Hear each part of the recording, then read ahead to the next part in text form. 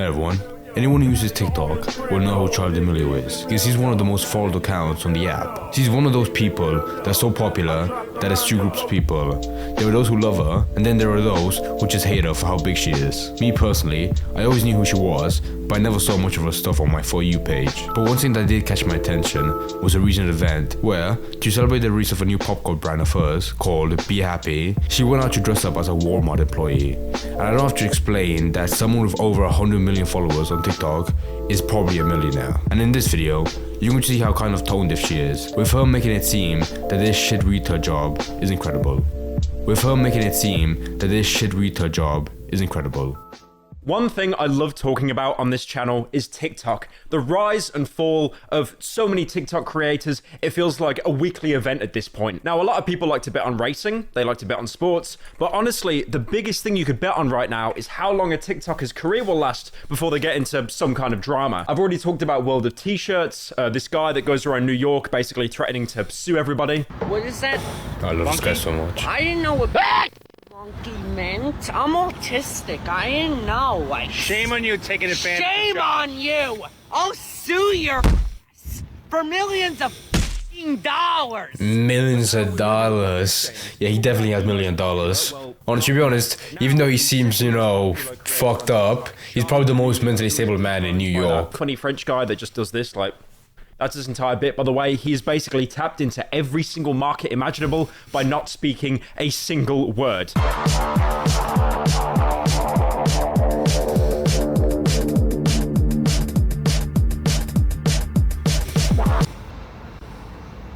Like, come on, don't harass my boy Cappy Lame. He's come far. He actually has, to be honest. I'm pretty sure one of the earliest videos was him, in his village. And now he probably doesn't have much to buy a mansion. 6 million TikTok followers. For comparison, me on TikTok, I've only just started uploading there. I think I've got around 50,000 or something. And she's also accumulated 11.5 billion likes on her entire TikTok page, which basically means that she is one of the 5 people on TikTok that actually make a livable wage off it. Because as we know, TikTok cuts are she probably has brand deals from other fashion stuff because of TikTok. But yeah, I guess maybe you could make money off TikTok if you're that big. For example, Jinxie, who's one of the biggest streamers right now, especially in the Rainbow Six Siege scene. Light work, no reaction. I don't know why, but I know why, but he looks a lot like Tyler One. I'm just saying that because of the bald head. That's how simple it is for me to recognize a person, by one clear, shiny bald head. The amount of live streams I will see of his that are being played on the live page, and it's not even him. It's just a random guy re-uploading his streams, and they still get showered in money. But because of that disgusting TikTok cut, if they make thousands of dollars, it'll probably be about 20 cents. Now, just to put into comparison how popular these... I don't think TikTok was ever a good place to make money at. TikTok creator I just talked about, who's the biggest on the platform, he now has his own Fortnite skin. Yes, Fortnite.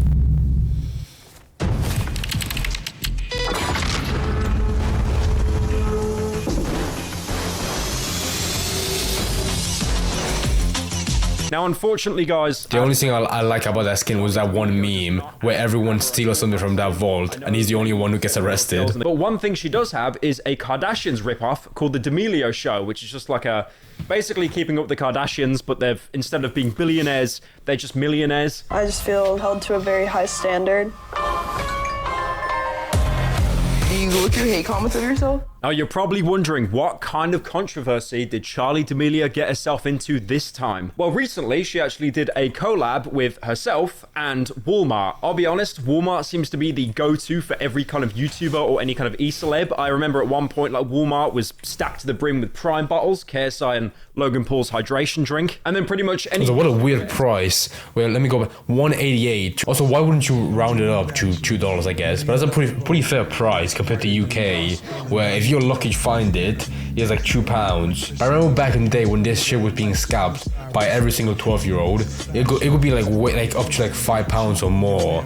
But now that every child has calmed down a bit, you can find it more often. Bring with Prime bottles, KSI and Logan Paul's hydration drink, and then pretty much any YouTuber that ends up writing a book in the twilight era of their career, it ends up being at Walmart. Now, Charli was launching a new brand of snacks called Be Happy Snacks, because again, we don't have enough influencers that are doing something you can drink or something you can eat. Now, looking on the Every time I see this kind of shit, I always just imagine the food tasting like the most fakest food possible. I doubt it tastes actually right good. now, the Pyrocynical merch store is available. Oh, promo, yes. Now, with these Be Happy snacks, Charli and her family, who are very heavily involved in her business, basically filmed a promo video inside Walmart where they were, you know, shilling the product, getting people to leave their homes, stop scrolling TikTok, and go and buy something. And also keep in mind, this was during Halloween, the spooky month, and, you know, a lot of people dress up for Halloween. For example, I dressed up as like an Etsy version of Leon Kennedy. But you had Charli... That barely counts as him. All you did was just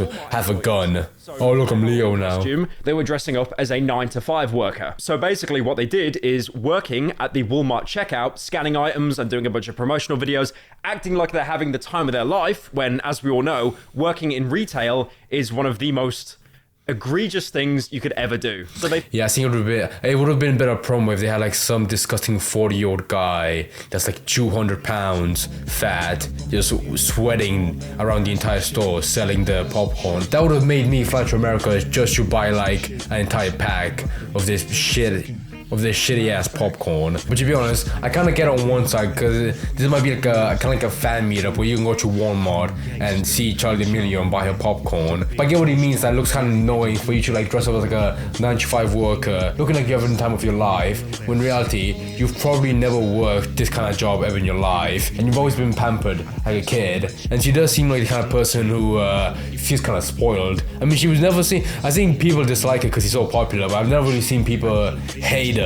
for being like really annoying, because there are definitely people like her that would let the fame get to their head, but I don't think she's crossed that border yet. I mean, maybe if I watch that show she has, you might see something like cringy where like she's making up these random problems like, oh, someone called me ugly on the TikTok comments, I'm gonna have a mental breakdown. But on the other hand, when you're on TikTok, you do have to like make yourself seem way happier. But maybe if I flew to this Walmart and bought like 10 packs of these popcorn, maybe I'll have a chance to be friends with her. Oh, we're so happy working at Walmart. And they're scanning all their items through for all the customers and stuff.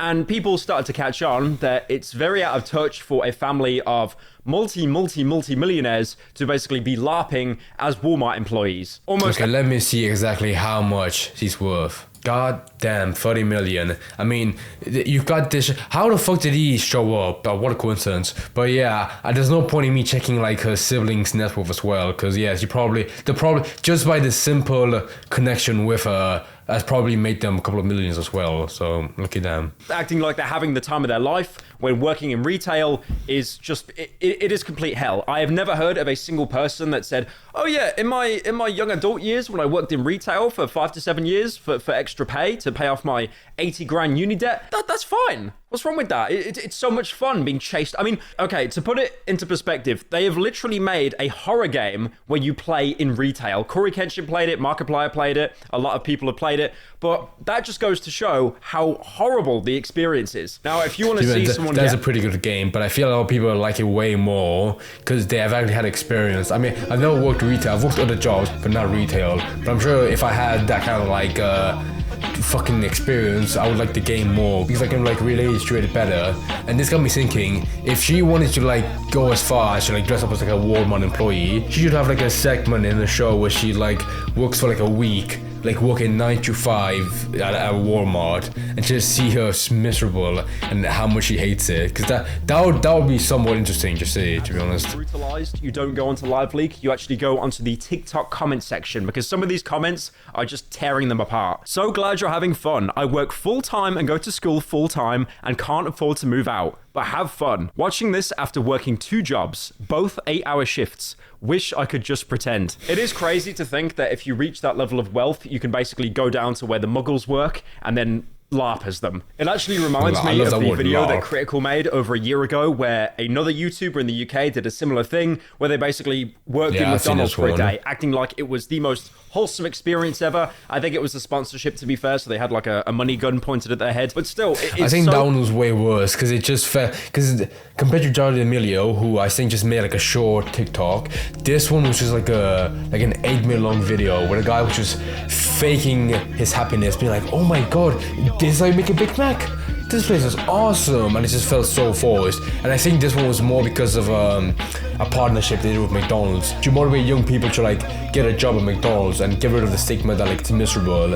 And I hate that way more because at least with Charli D'Amelio, she had a reason to go to Walmart, even if it was like a bit tone deaf, I guess, if trying to dress up as like a 9-to-5 employee, but to be like pretend to be a McDonald's employee and in reality you have like a massive YouTube channel that makes you like millions, that would be way worse. That is way worse, especially when you literally say this is awesome, like this job is so sick. That feels like way more forced. Not to mention, I feel like in a longer video, like a YouTube video, you can just see the actual employees in the background who actually look miserable, and to just walk around with like a fake smile on your face, that does seem more annoying. Out of touch that you get these people that have insane amounts of wealth and then go and work like a normal job, quote unquote, and then act like it's an amazing experience, when in reality you're probably stuck there for 5 to 7 years, when the YouTuber, as soon as they're finished doing the video, they just get to go home and then film videos in their bedroom. One thing one of my editors actually wanted me to put in this video is before I hired them, they actually worked at Burger King, and they said themselves that it was an absolute hell on earth experience. And also on top of that, obviously any kind of work in fast food retail needs to be respected, because you guys are always being underpaid and being absolutely molested with the amount of hours you have to do. So what's the moral of today's story? Rich people before he finishes it, because I don't give a shit, I think his opinion is wrong. I think the moral of the story is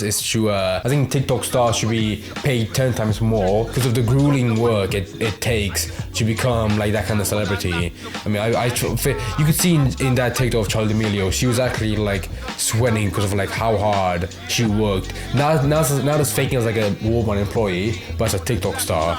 God bless her. But with this video, I was thinking like, how many TikTok stars do you have that came from like an actual shitty job and got lucky enough to make a career on YouTube or TikTok, and they actually were able to like talk about like how much they hated their earlier jobs? I mean, the only person coming to my mind is Kaby Lame, who I respect way more because he actually came from like a really shitty life, and now he's probably a millionaire. Outside of Fortnite, like we saw earlier, he is doing like way more brand deals with like other big companies, and he's having a great life, and I feel happy for him because I don't feel like a sense of like egotism from him as I do from like other people on TikTok. So I'm way happier that he's actually living his dream as opposed to other people who are faking to be like really nice people, but deep down they're just like, I mean, any big celebrity who's really rich is like secretly like a shitty person because of like how much money they have, and they just treat like other people in their life like shit as well. However, if there's one TikTok star who's a really horrible person secretly behind the scenes,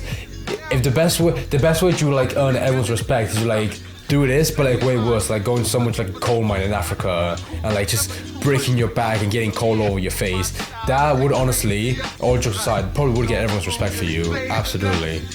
You got beef with my squad, you better dead that. The shit I can make rappers say I should have spread that. My style's the bomb, and the dang, niggas can't see me.